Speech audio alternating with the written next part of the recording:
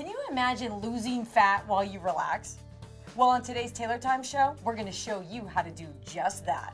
I'm your host, Taylor Baldwin, and Dr. Heidi Hanna has come back today to show us how we can lose weight without dieting or exercising. It's really hard to believe, but she also says that stress is a big factor, and stress actually makes you gain weight. Can you explain that to us? Absolutely. Well, it does sound too good to be true, so I understand that. But I actually did my research on this and looking at weight management and consulted lots of weight loss experts, and they all said the same thing. The most important thing to successful, sustainable weight loss is managing stress. And she recently published this workbook, Relax Your Fat Off, which helps us. You have the important techniques in here and how we can do that. And you're going to give us how many pointers? 5 pointers today on how we can actually relax our fat off? Okay, so talk about the stress and the cortisol and how that actually puts on the pounds. Right. Well, that's the biggest problem for most people, and why I say dieting and exercise doesn't work is because when you go on a diet, you instantly get stressed out. It's always about deprivation and loss and what you can't have. And usually the best time of the diet's the night before you even start, when you eat everything you can find. Right. And you just enjoy it. And I gain weight. Every diet I've ever gone on, I actually gain weight, so I never diet anymore for that reason. Which totally makes sense because you're actually stressing out your system. You go into deprivation mode and your brain thinks that you've run out of food. It's like there's an emergency, and cortisol, which is kind of the culprit behind all of this, starts to prepare your body for this period of famine. So you actually start to crave foods like sweets, fatty foods, you know, that are going to give you a lot of energy in a very small amount of food. And so even when you're stressed and maybe immediately you don't feel hungry, at some point your body catches up, and it also slows down your metabolism, so you don't actually even need as many calories. So all based on how we respond to stress, that's really calling the shots as to whether or not we're going to lose fat. And then, you know, we talked about this earlier, when you're really stressed out and your brain is strained, you actually crave sugar for energy. Right. It's like it's so weird. When I really have overworked myself, I'm hungrier than if I was at the gym for 3 hours. Right, right. Well, and acute stress, if it's something in the moment that you need to do something with, it's not as big of a problem.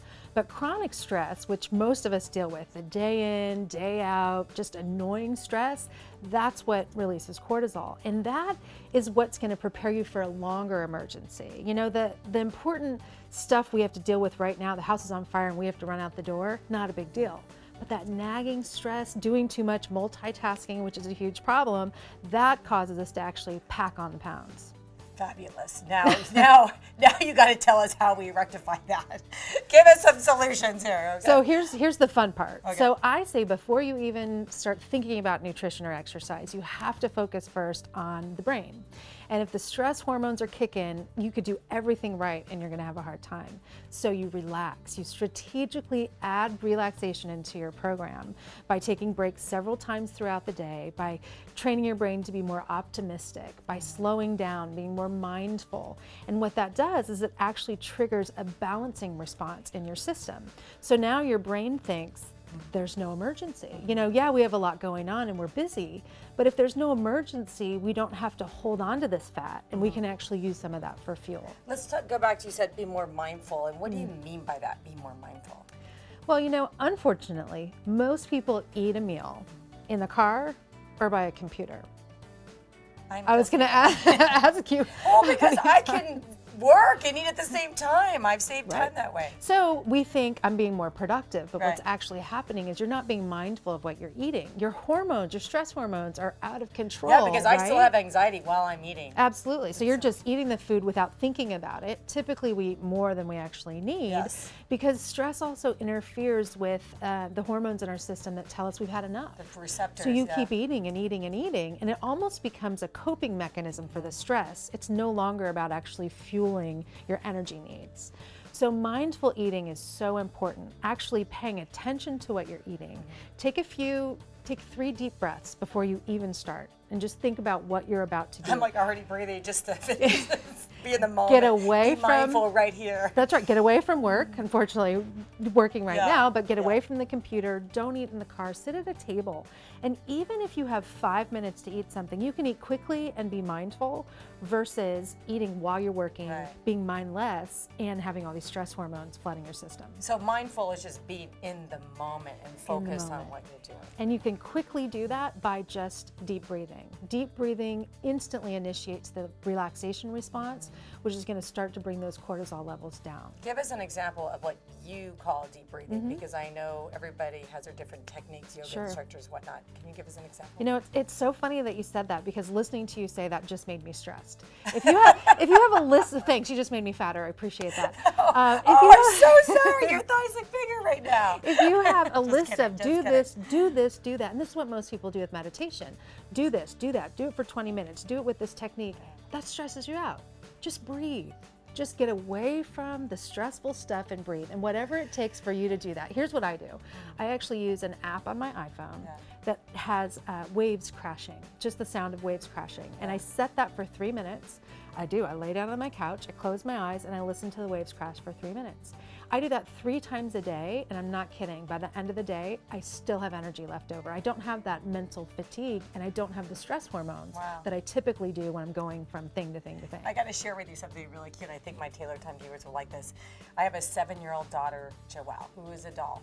And she's very intuitive and very sensitive, and she'll see me get stressed or if I'm ever upset, not that I'm always upset and stressed out, but she gave me a very good tool like 3 years ago when she was 4. She said, Mommy, when you feel stressed or upset, all you have to do is this.